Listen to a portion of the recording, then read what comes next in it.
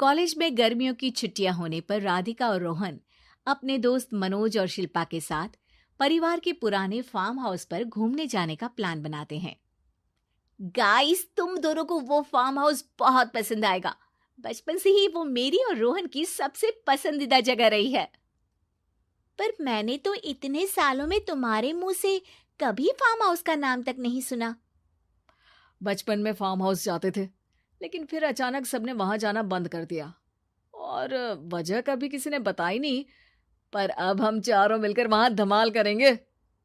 इसी तरह बातें करते कुछ घंटों का सफर तय कर चारों शहर से दूर ऊंची पहाड़ी पर बने राधिका और रोहन के फैमिली फार्म हाउस पर पहुंच जाते हैं। वाह यार, ये तो बड़ा ही सुंदर है। पूरा घूमोगे तो और अच्छा लगेगा, लेकिन उससे पहले सब फ्रेशन अप हो जाओ, फिर साइट सीइंग के लिए जाएंगे।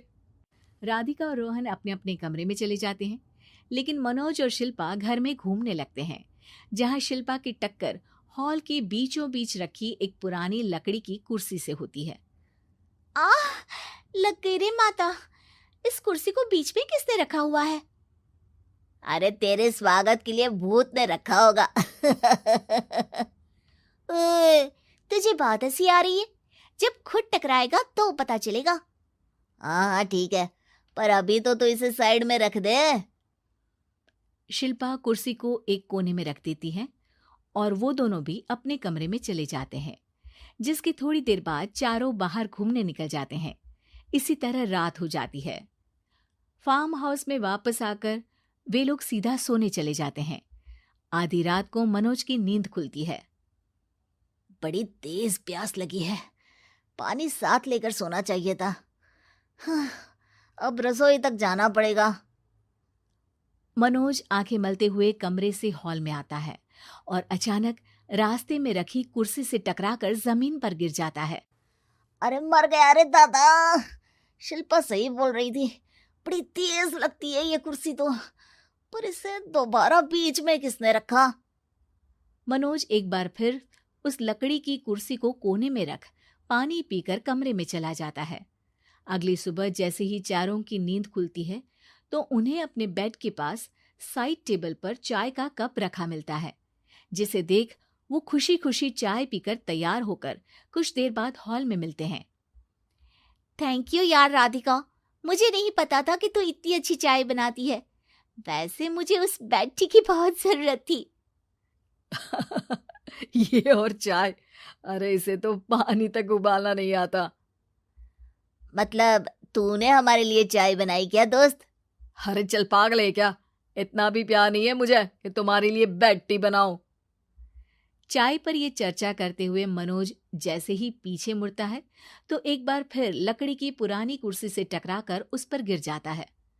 हाय रब्बा, अरे चाय छोड़ो, पहले ये बताओ कि इसे बार बार बीच में कौन रखता है? कल रात ही मैंने इसे साइड किया था। तुम पहले ये बताओ कि चाय किसने बनाई थी? सबकी बातों को कुछ देर ध्यान से सुनने के बाद राधिका हैरानी से कुर्सी की तरफ देखने लगती है। भूत दीदी। राधिका की बात सुन आपस में झगड़ रहे सारे दोस्त शांत हो जाते हैं। क्या बोला अभी तूने? अरे पर अब वो यहाँ कैसे हो सकती हैं? क्यों नहीं हो सकती? हमने यहाँ आना छोड़ा था, पर उन्होंने तो घर नहीं छोड़ा ना। और याद करो, ऐसे बेड के पास कप रखना और कुर्सी को कमरे के बीच में रखना, ये सब वही तो करती थी। ये तुम दोनों किसकी बात कर रहे हो? अरे जो भी हो, कुछ अच्छा तो बिल्कुल नहीं लगता। अब देखो, डरने की कोई जरूरत नहीं है। वो सालों से इस घर में रहने वाली भूत दीदी है। वो बचपन से ही हमारे यहाँ आने पर एक बड़ी बहन की तरह हम दोनों का ख्याल रखती हैं। ओए, पगला गया है क्या? शिल्पा, मुझे यहाँ नहीं रहना, तू भी मेरे साथ ही चल। ये दोनों तो पागल हो गए हैं। जहां मनोज डर से वापस जाने की बात कर रहा होता है, वहीं शिल्पा अपने फोन में बिजी होती है। क्या तुम्हें यहाँ की सिचुएशन समझ में नहीं आ रही जो फोन में लगी हो? जिसे जो करना है करो, मैं तो जा रहा हूँ। मनोज हड़बड़ाहट में अपने कमरे की तरफ जाता है, जिसके साथ राधिका और मोहन भी उसे रोकने के लिए पीछे पीछे जाते हैं, लेकिन शिल्पा वो तो अभी भी फोन में लगी रहती है।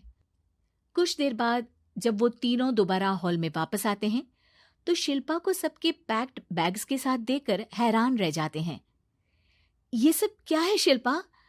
यहाँ हम इसे समझा रहे हैं और तुम हमारे बैग्स भी पैक कर कर लेकर आई।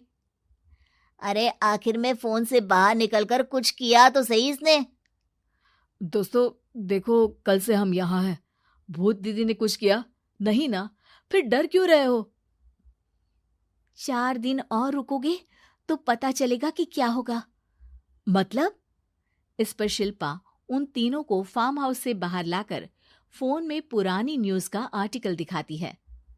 सालों पहले यहाँ रह रही औरत ने अपने दोनों बच्चों को सुबह सुबह दूध में जहर पिलाकर मार दिया और फिर हॉल में उस कुर्सी पर खड़े होकर खुद भी फांसी लगा ली थी।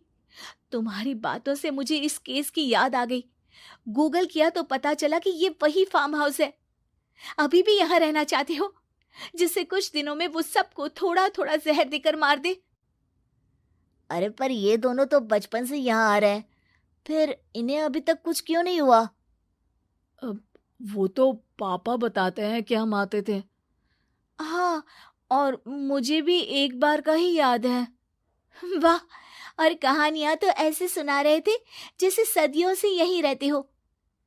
तीनों ये बात कर ही रहे होते हैं कि अचानक फार्म हाउस में से एक आवाज सुनाई देती है। मैं यहाँ किसी को जिंदा नहीं रहने दूंगी, किसी को नहीं। बस ये सुनने की देर ही होती है कि चारों डर से कांपते हुए तुरंत कार में बैठकर वहां से भाग जाते हैं।